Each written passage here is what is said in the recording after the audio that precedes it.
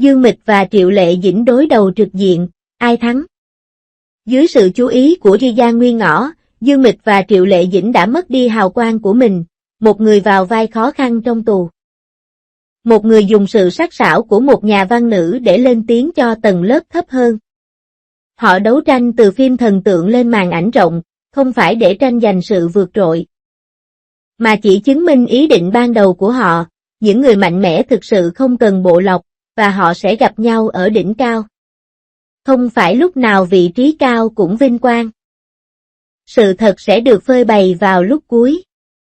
Giang Nguyên Lộ do Chương Tử Di dẫn đầu cuối cùng cũng được công chiếu, nhưng hóa ra lại giống như một bữa tiệc thịnh soạn. Các món ăn được bày ra nhưng hương vị lại khó nuốt. Một bên là tiếng la ó chia rẽ truyền miệng, bên kia là hào quang của sự tụ họp của những diễn viên tên tuổi. Tử Di, mà là Dương Mịch và Triệu Lệ Dĩnh, hai mỹ nhân 85 tuổi vốn chỉ là vua, hoàng hậu trên phim truyền hình. Lần đầu tiên đối đầu nhau trong một bộ phim điện ảnh thực sự. Họ không ở trong cùng một khung hình, nhưng số phận đã đưa họ lại với nhau. Lần này, không có bộ lọc, không có ánh sáng. Không có bộ lọc quạt, chỉ có màn hình lớn và đôi mắt của khán giả. Dương Mịch vào vai Vương Hữu Mai, một nhân vật tàn nhẫn có thể thành lập phe phái riêng ngay cả khi ở trong tù. Cô ấy có vẻ hung hăng và đôi mắt lạnh như dao, nhưng vào lúc bất ngờ nhất, cô ấy lại trở thành người đọc báo để động viên người khác. Ba chữ này, Chiến Châu Thực, ngươi phải nhận ra. Mỗi lời anh nói giống như dao và lửa, thiêu đốt bạn. Trong cảnh khóc lóc và đập bụng, Dương Mịch đã khắc họa sự nhẫn nhịn, tức giận và tuyệt vọng của người phụ nữ. Triệu Lệ Dĩnh có khí chất hoàn toàn khác biệt. Nữ nhà văn mà cô thủ vai, Celine, ăn mặc rất đẹp và ăn nói sắc sảo. Cô là một trong số rất ít người của thời đại đó có thể đứng trước micro và nói thay cho những người phụ nữ ở tầng lớp dưới cùng của xã hội.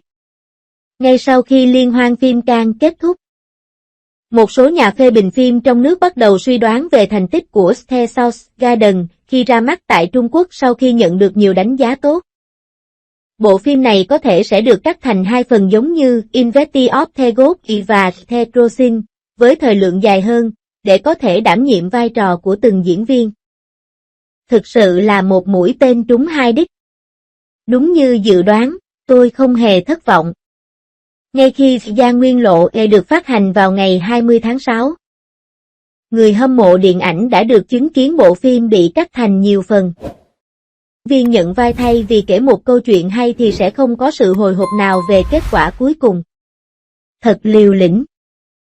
Bộ phim này đáng lẽ phải là một điều tốt, cốt truyện rất hấp dẫn, được chuyển thể từ những sự kiện có thật và dàn diễn viên có thể so sánh với Red Dead Redemption, với đủ loại anh hùng tụ họp lại. Bộ phim đáng lẽ phải là một bom tấn phòng vé, nhưng nó đã bị hủy hoại vì mất quá nhiều thời gian để ra mắt. Cách người Trung Quốc xem phim hoàn toàn khác với cách các nhà phê bình phim nước ngoài xem. Khán giả của chúng tôi chỉ thích những câu chuyện có cốt truyện chặt chẽ hơn. Bộ phim kéo dài hơn 1 giờ. Và mặc dù tâm trạng của các diễn viên đã được cân nhắc, nhưng cảm xúc của khán giả chúng tôi đã được cân nhắc hoàn toàn. Trong trận chiến này, nếu bạn không muốn hy sinh dưa hấu để nhặt hạt vừng, thị trường tự nhiên sẽ không nhìn nhận bạn một cách thuận lợi. Lần này, tại tòa, bà hét lên giận dữ. Và mặc dù giọng điệu của bà có chút hương vị câu chúc mừng năm mới, nhưng rõ ràng là bà đang cố gắng tìm ra giọng điệu của thời đại đó. Hai vai trò, hai quỹ đạo cuộc sống. Một năng động và một tĩnh lặng, một nóng bỏng và một lạnh lẽo. Một người vật lộn trong bùn, người kia hét lên trên vùng đất cao, đó là hai thế giới thu nhỏ của số phận. Vì vậy, những người hâm mộ vẫn còn tranh cãi xem ai thể hiện tốt hơn thực sự không cần thiết. Họ không còn cạnh tranh xem ai có kỹ năng diễn xuất tốt hơn nữa mà đang diễn xuất theo sự kiên trì và niềm tin của chính mình. Suy cho cùng, Dương Mịch và Triệu Lệ Dĩnh không phải là đối thủ trên hai đường thẳng song song, mà là hai con đường khác nhau đã đi rất xa. Dương Mịch sớm phát triển, thành công, xuất phát điểm cao. Cô lớn lên trong... Cô đã có thể xuất hiện trong những bộ phim truyền hình lớn trước khi 20 tuổi. Bộ phim Ê Hoàng Cung này đã trực tiếp đưa cô lên ngôi vị ngôi sao hàng đầu. Thành công của cô ấy giống như một chiếc thang máy được trang bị hệ thống dẫn đường. Chỉ cần nhấn nút và lên từng tầng trên cùng. Nhưng câu chuyện của Triệu Lệ Dĩnh lại là một con dốc đứng. Anh sinh ra ở vùng nông thôn, tốt nghiệp trường trung học kỹ thuật, đóng vai phụ trong 7 năm. Không có nền tảng hay nguồn lực, và tự mình vươn lên bằng sự chăm chỉ làm việc. Hành trình của Hoa Ê của bà không phải là một thành công đột ngột, mà là một ngọn núi lửa đã bị kìm nén quá lâu và cuối cùng đã phun trào. Một là đi nhẹ nhàng, hai là tiến từng bước một. Nhưng điểm chung của họ lại giống nhau một cách đáng ngạc nhiên.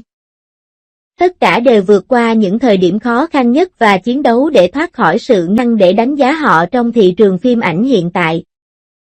Nhưng việc họ có thể đứng ở đây cũng là một thế mạnh. Bởi vì trong ngành này có quá nhiều người có tuổi thọ ngắn. Những người thực sự mạnh mẽ là những người không bỏ cuộc ngay cả khi họ ngã. Không buông micro ngay cả khi họ bị thương. Dương Mịch liên tục cố gắng biến đổi bản thân từ phim thần tượng thành phim nghiêm túc, từ thảm đỏ đến phim trường. Ngay cả khi bị chỉ trích vì diễn xuất kém, cô vẫn nghiến răng và làm điều đó. Từ phim tình cảm lãng mạn đến phim cổ trang, từ những cô gái dễ thương đến những người phụ nữ mạnh mẽ. Triệu Lệ Dĩnh đã tạo dựng được chỗ đứng cho mình bằng kỹ năng diễn xuất. Một cái giống như lửa, cái kia giống như nước. Một bên giỏi về sự sắc sảo, một bên giỏi về sự linh hoạt. Bây giờ trong Athesos Garden, họ đã mất đi hào quang của mình, chỉ đáng ngưỡng mộ hơn. Không phải ai cũng có thể chấp nhận được quá trình ghệ phai nhạt. Nhưng họ có thể. Bởi vì họ biết rằng những người thực sự mạnh mẽ sẽ không dựa vào các bộ lọc để sống. Chúng không hoàn hảo, nhưng chính vì thế mà chúng chân thực hơn và cảm động hơn. Vậy nên đừng hỏi họ xem ai là người chiến thắng nữa.